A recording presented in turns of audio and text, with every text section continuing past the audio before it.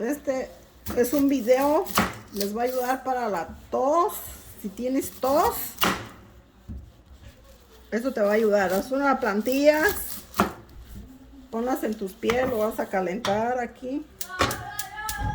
La estufa, vas a poner la mitad de una cebolla, así, caliente, calientito, no te vayas a quemar. La quitas aquí, la pones así, caliente. Vas a usar vaporú.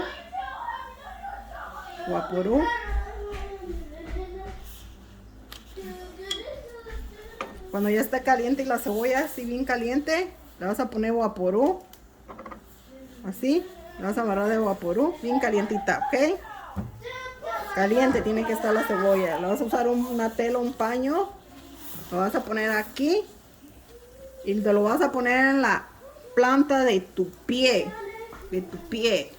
Eso es para que te quites la tos. Si tienes tos de repente, checa tu presión y tu azúcar. Maybe estás a punto de tener un ataque de corazón, porque te falta el aire. O algo, chequea tu corazón, chequea tu presión alta, tu azúcar, tu colesterol, porque a lo mejor tienes una vena tapada, porque ahorita anda mucho eso.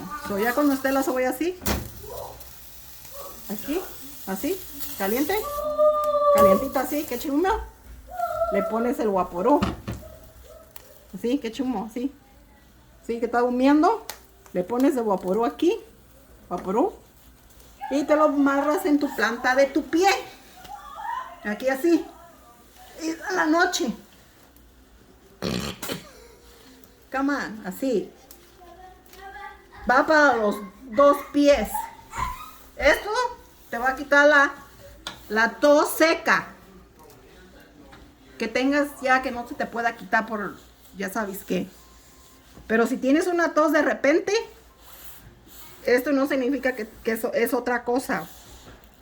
Chequea tu azúcar, tu presión, tus venas arteriales, ve al doctor rápido porque puede hacer falta de aire, necesitas oxígeno. Hazte un té si tienes tu presión alta, hazte un té de granada. En otro video te muestro cómo. Gracias.